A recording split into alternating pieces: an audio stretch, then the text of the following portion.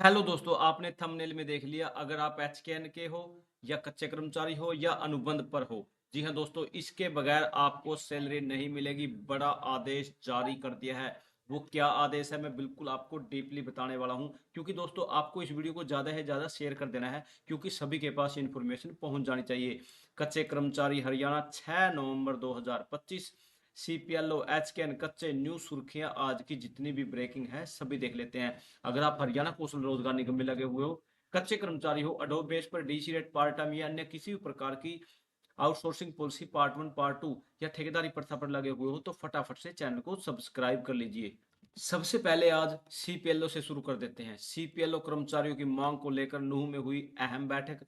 अनिल भारद्वाज ने दिया समर्थन का आश्वासन। जी हाँ दोस्तों, पिछले लगभग 2 साल के करीब हो चुके हैं इन सीपीएलओ ग्रिड पंचायत लोकल ऑपरेटर को लगातार यहाँ पर सरकार के पास पहुंचते हुए, कभी डीसी को ज्ञापन, कभी एडीसी को ज्ञापन। इनका मानना है कि इनको गलत तरीके से लगाया गया है। इनसे दो दो एग्जाम ले लिए, 1,000 रुपये फीस पे करने के बाद भी आज भी इनको 6,000 रुपये मात्र में इनको जॉब पर रखा गया है। इनका ऐसा भी कहना है कि 9 to 5 इसकी इनकी अटेंडेंस लगाई जा रही है और 6,000 से ऊपर इनको कोई भी सैलरी नहीं दी जा रही। कहीं ना कहीं ये सरकार की एक अधूरी या गलत मानसिकता का एक आपके सामने उदाहरण है।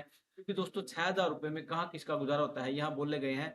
फिर उन्हें मात्र 6,000 वेतन दिया जा रहा है। इसके साथ ही उनसे रोजाना सुबह 9 बजे शाम 5 बजे तक ड्यूटी ली जाती है। कर्मचारियों ने कहा कि इतने कम मानदेय में परिवार का गुजारा करना बेहद मुश्किल है, जबकि वे पंचायतों के प्रशासनिक कार्यों में महत्वपूर्ण भूमिका निभा रहे हैं। इनका कहना है कभी तो इनको लाडो लक्ष्मी योजना, कभी किसी प्रकार की कोई भी सरकारी स्कीम होती है उनमें लेटर निकाल दी जाती है, इनसे काम करवाया जा रहा है।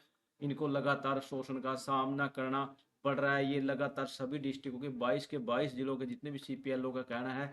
यहाँ पर ये देखिए दोस्तों, सभी सीपीएलओ लगातार परेशान। सरकार के एक जो सीएम है उनको इस पर विशेष ध्यान देते हुए इनका कम से कम इतना तो मानदेय करना ही चाहिए कि कहीं ना कहीं एक आराम से अपना रहन गुजारा कर सके। क्योंकि ये क्वालिफाइड हैं, इन्होंने दो दो एग्जाम दिए। जैसे नेगेटिव मार्किंग, इनका कहना है कि नेगेटिव मार्किंग में भी एग्जाम दिए हैं, +2 पास हैं, प्लस आईटी कोई भी टेक्निकल जैसे आईटी कोई कंप्यूटर का डिप्लोमा भी है इनके पास। तो सरकार को कहीं ना कहीं तो इनको एडजस्ट करके इनका इतना तो गुजारा कर ही देना चाहिए कि हाँ, आराम से अपनी ज़िंदगी गुजारा कर सके।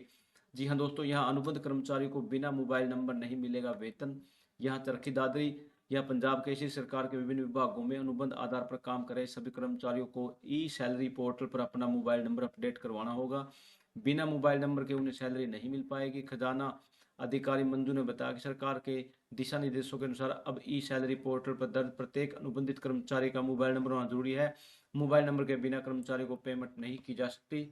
यह पोर्टल इसे रोक देता है। ऐसे में अनुबंध आधार पर कार्य कर रहे सभी कर्मचारियों से अपील है कि वो जल्द से जल्द ई सैलरी पोर्टल पर अपना मोबाइल नंबर अपडेट करवा ले। उन्होंने बताया कि इसके लिए कर्मचारी को संबंधित विभाग के कार्यालय से एक पत्र जिला खजाना कार्यालय के नाम प्रस्तुत करना होगा। यहाँ पर इसको भी देख लेते हैं। यहाँ रोहतक पीजीआई कर्मचारियों का करनाल में धरना जारी। यहाँ पर ये कर्मचारी हैं जो अनुबंध आधार पर कार्यरत 1271 कर्मचारी ठेकेदारी प्रथा खत्म कर सभी अनुबंध कर्मचारी को हरियाणा कौशल रोजगार निगम में शामिल करने और मनमाने ढंग से हटाए गए कर्मचारी को वापस कम काम पर लेने की मांग को लेकर धरना प्रदर्शन करते आ रहे हैं। अनुबंध कर्मचारियों में से काफी कर्मचारी पिछले 13-14 सालों से पीजीआई में अपनी सेवाएं दे रहे हैं। अनुबंध कर्मचारियों को ना तो समय पर वेतन मिल रहा है और ना ही लंबे समय से वेतन में कोई बढ़ोतरी रही है।